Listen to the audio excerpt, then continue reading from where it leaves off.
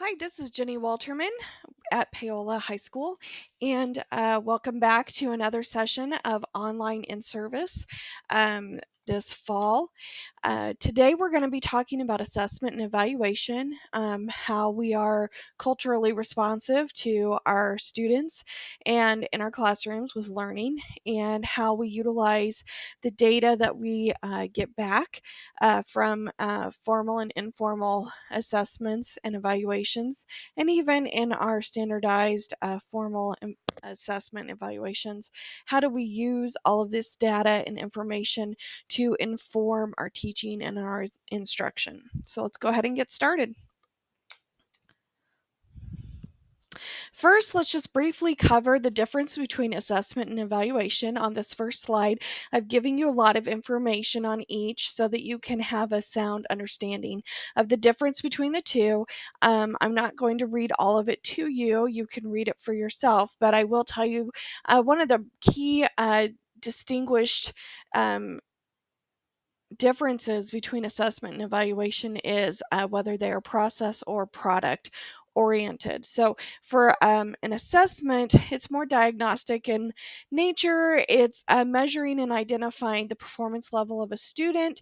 It's a tool used to provide feedback and have an ongoing conversation that's a mutual exchange between two parties for constructive comments and feedback. And then an evaluation is more judgmental in nature.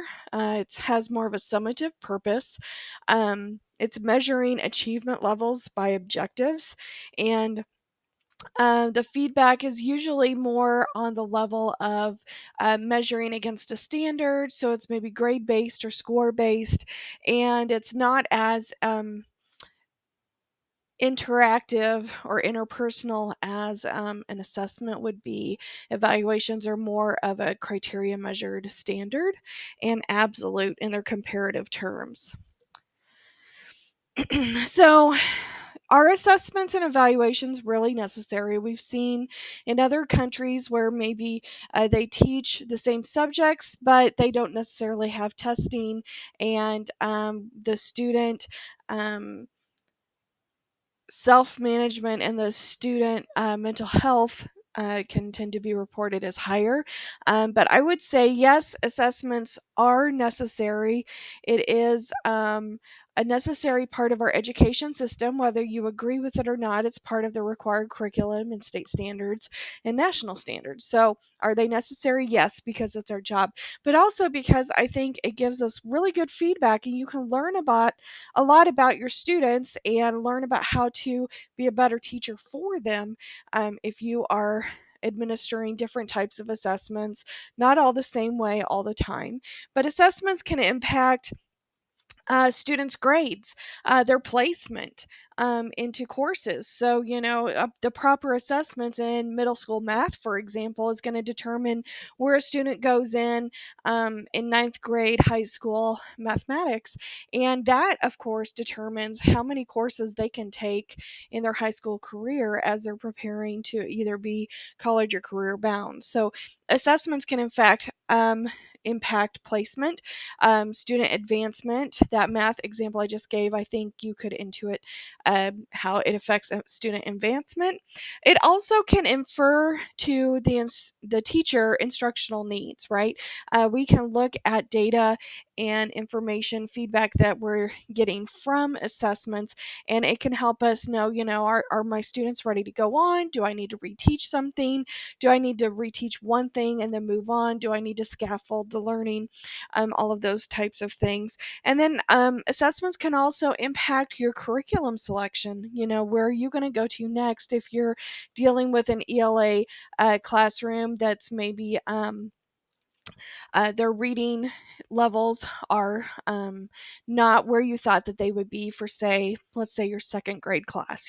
So as we know, you second grade teachers out there, these last 2 years our students have been primarily learning online, and so where you would normally measure a second grade reader to be here in 2022, that may not be the case when they're coming into their second grade classroom in August. So you might use some of the assessments to decide where you want to start as a pickup point for your young readers. And then also, assessments impact our school funding, right? And so, no need to elaborate on that. We all know what that means. Okay, so here are some hard questions in an article that I read on Edutopia. And if you're not familiar with that website, I highly encourage you to go check out some of the wonderful articles that are on that website. A lot of it is norm referenced and peer reviewed ideas and recommendations for teachers. So lots of great stuff there. But, you know, assessments can help us to determine, are we teaching what we think we are teaching? Are they learning what they're supposed to be learning? And is there a better way to teach this subject, or is there a better way that we can promote a student's learning? So, some hard questions that we need to ask ourselves and be honest with ourselves about the answers in order to be better deliverers of knowledge and information to our students. Assessments also prepare students. They prepare them to think critically and analyze information. They prepare our students to self-determine their own learning and improvement. It allows students to make inferences and evaluate prior knowledge. It helps them to assimilate new knowledge, and it also allows our students to use new skills with confidence in their own learning, pay it forward, if you will. And so, assessments, when written correctly and utilized properly, can really help our students to gain confidence in their own learning and moving forward. All right. So there's different types of assessments. I'm sure, if you can think back to your education days in college, you'll recognize some of these terms, but I'll just zip through them real quick. We have formative and summative. We have a self-assessment, peer assessments, and those would involve examples such as collaborative learning, active learning, adult learning. So some assessments we can conduct as we're in the middle of teaching a lesson. Quick, 4, 3, 2, 1, as far as, if students feel like they know it and they can teach it to a partner, or they kind of know it, or they need to see it again, or they don't understand it all. Those types of things are quick assessments we can do in order to help our students identify within themselves if they are tracking with their own learning. And then there's also essays as another form of assessment. Exams, or standardized exams, or, for example, pre-calculus exam that a high schooler would take. And then time-constrained individual assessments that are within a certain time limit, and they are individualized for the student, and they are usually subject specific and norm referenced across the nation for standardized questions and information that every student should know. So, ineffective assessments can have a negative result on our students. It can diminish their sense of well-being, right? Because it impacts their mental health in that they feel like they maybe don't know what's going on. They aren't learning what they thought they were learning. A lot of things can come out of an ineffective assessment that doesn't accurately prepare students. It can create a sense of isolation and lack of trust with the teacher. If you have some students that really struggled, but everybody else did fine, it's going to make them feel like they are alone in the room. It can be divisive, and it can ignore individual cultures and needs if an assessment doesn't take into consideration the different cultures and needs of students and how we need to adapt and adjust our assessments into a format that makes all students feel like they are I don't want to use the word equal, but they are all accessible to demonstrating what they know. That's the way I want to say that. It can be unexpected or unprepared. The student can feel that way. Standardized testing is enforced accountability without really determining what students really know. And so a lot of our standardized testing that we administer, they're state required. They are trying to determine what our students know and measure what the state thinks our students should know, right? And which creates pressure for teachers, and so can also diminish teacher well-being. We're not just concerned with a student well-being, but also teacher well-being. And so it's sometimes not an accurate assessment of what our students do actually know.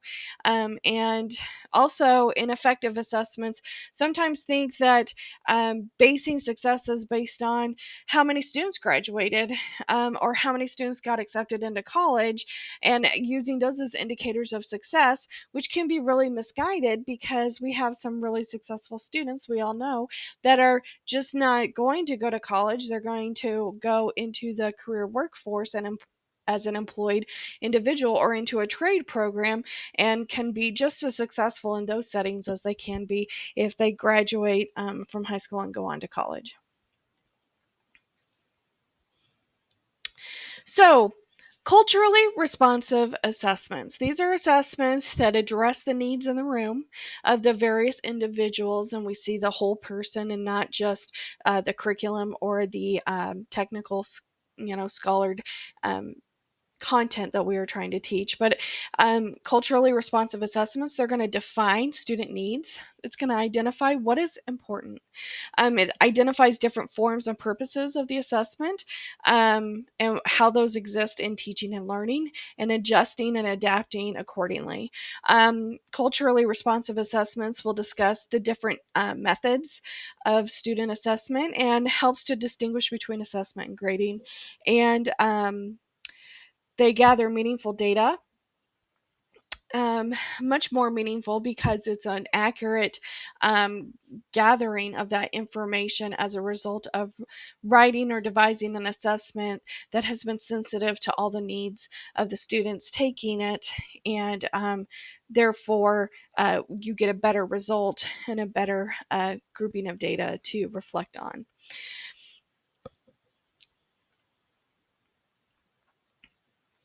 So assessments that are culturally responsive put the student first, right? So first things first, your student first. We've all been hearing it, since the beginning of time.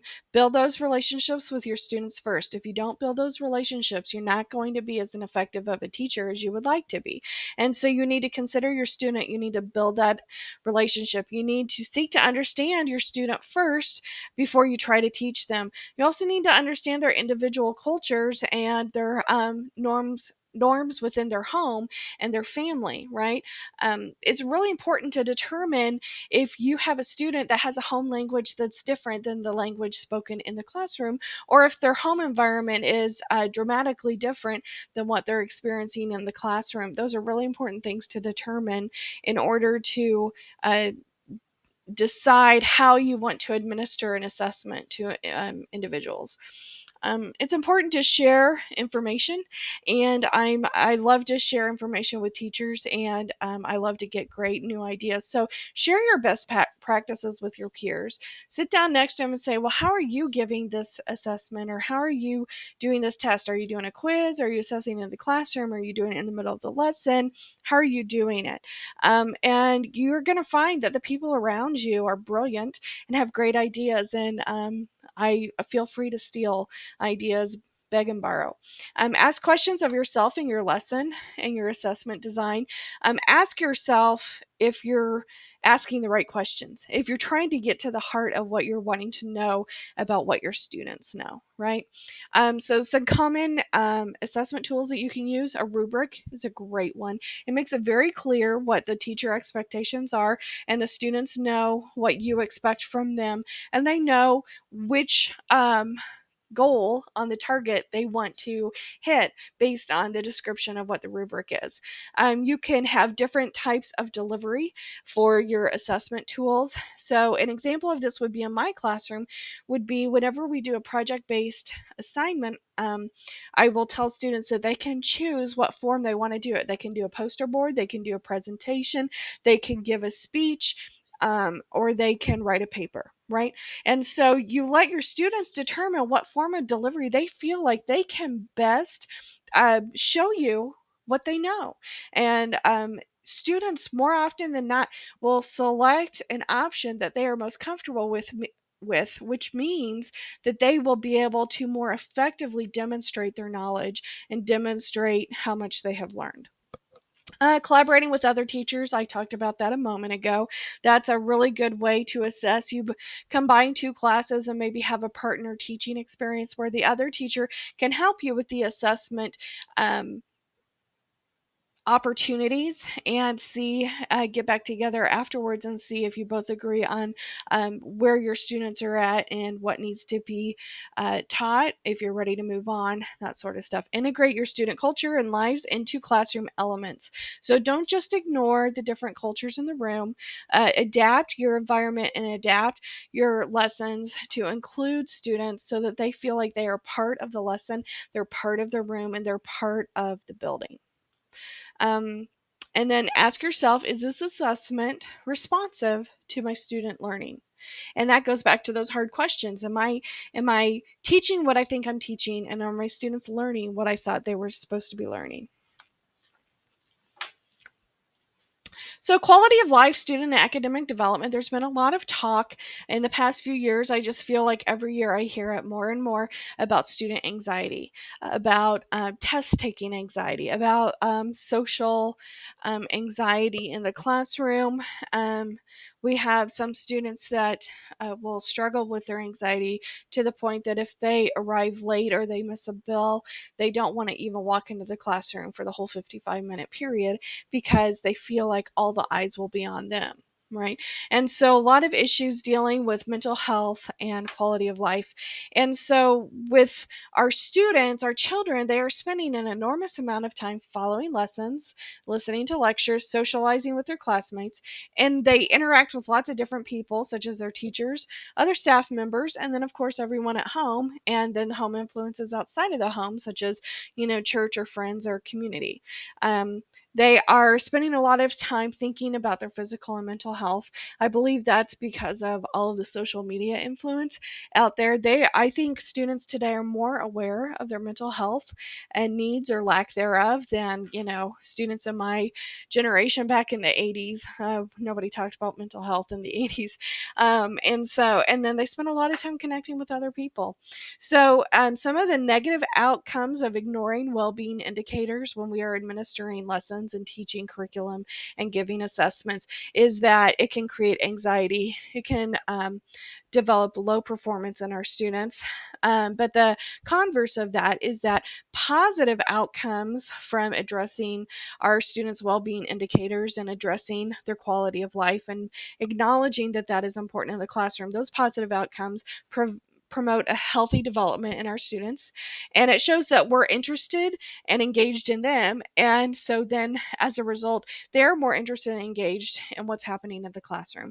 And then when students are more interested and engaged, we know they are more motivated to achieve and try harder. Factors that contribute to student well-being and learning outcomes are positive relationships with teachers, and the impact of a negative teacher-student relationship can really impact student well-being and how they learn in the classroom. Schools and parent relationships, the partnership between those two, when they are really strong, we tend to see a higher percentage of student well-being and learning outcomes in our data. And then that sense of belonging and behavior management piece where we are trying to include every person, every culture in the room and engage them all, which then draws them into the lesson and draws them into the learning rather than providing an opportunity for alternate behavior that's maybe less desirable. Parent involvement and life satisfaction can impact our student well-being and learning outcomes.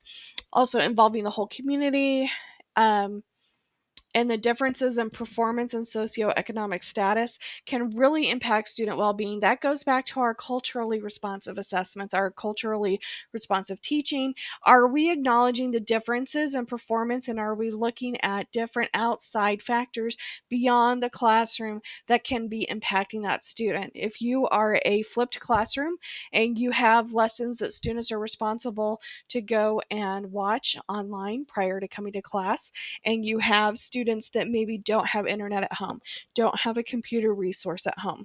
You need to consider those factors. It's going to make a difference in their performance and in their assessment results.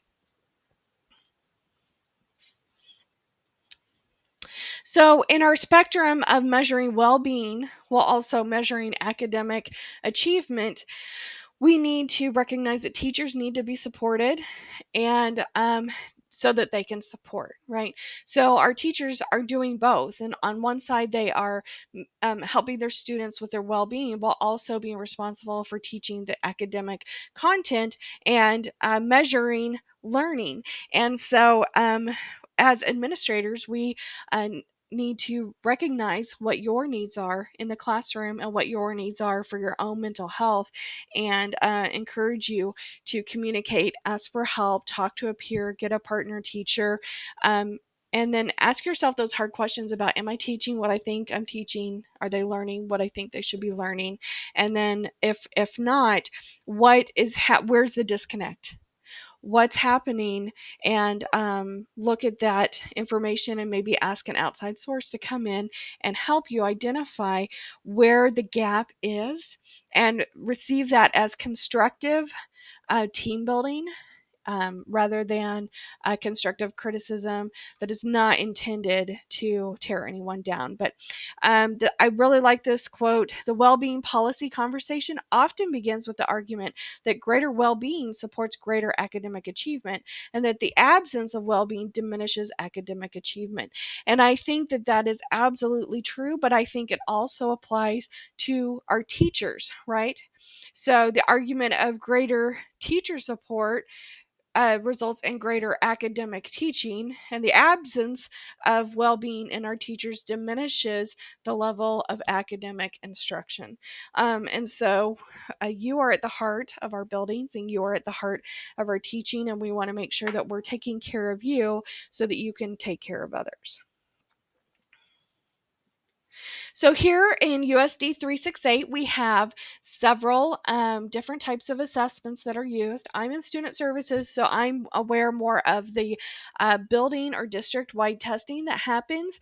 And I'm sure that there's a lot of formative stuff that's happening in your fabulous classrooms, but I'm not necessarily in tune with all of those assessments that are happening. But I know when I come into your rooms, I'm going to be more purposeful about writing those down and making note of them, so that if somebody were to come to me and say, hey, what type of formative assessments are happening at Paola Middle School, I would be able to say it and sound more intelligent and knowledgeable about what is happening in our buildings. So some of the tests we have: the CAP assessment, MAPS, Zello testing, which is at the middle school and high school level. So you grade school teachers may not be familiar with that one, but that deals with skills, ability, learning, personality, career, aptitude testing.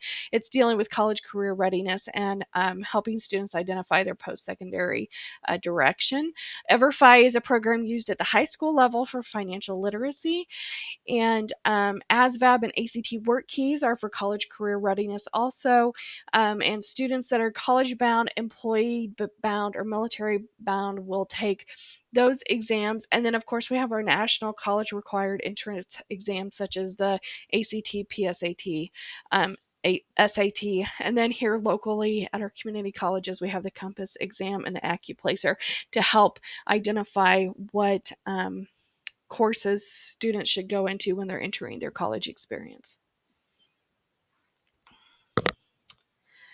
So some summary and recommendations about our district assessment situations. Our standardized testing happens district-wide. And like I mentioned at the beginning of this, they are determined by powers beyond our decision making, right? And the questions that are selected and the data results that come are based on national standards. And so I'm only aware of what we do in the building wide for students, the standardized type of situation. And I mentioned that we administer the CCR exams to help students figure out what's next for them. And then we're implementing a new program that you will experience at your next in-service, which is the parachute programming. This is for social emotional learning, but I really like it because it's going to give us a lot of data after students take the assessment and help us identify things like which students feel like they don't have a place in the building, which students feel like they have an adult in the building they could talk to if they needed to or don't, right? Which students feel like they have a club or an organization that they feel a part of. It also, what's really cool is it will sync up with our LMS. So our Infinite Campus will sync up. So if we have a student that feels like they're outside of the circle, that they don't have anybody that they connect with, that they don't have any friends, we can then go and look at what's their attendance record, what's their assignment completion record, and those kind of things would all go together, wouldn't they? So that's going to be a new testing assessment program that I think is going to be very informative for us as far as our students and our community.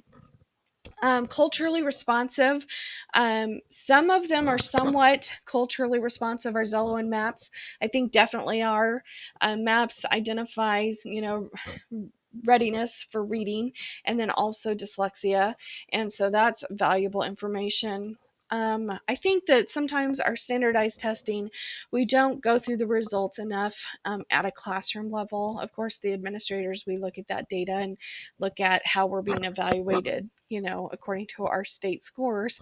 But I don't know that we definitely pass down that information enough that it could help inform curriculum decisions, teaching decisions about where our focus is.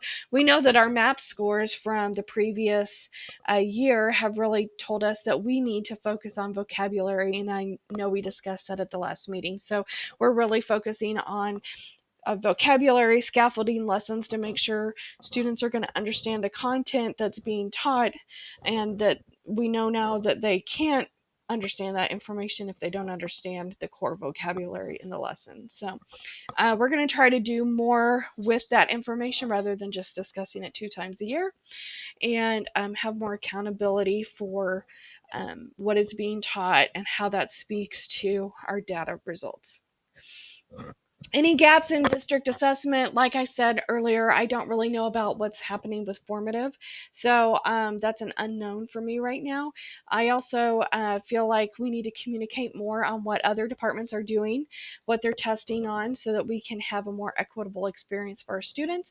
And I will say just straight out what I mean by that is there needs to be consistency in departmental exams.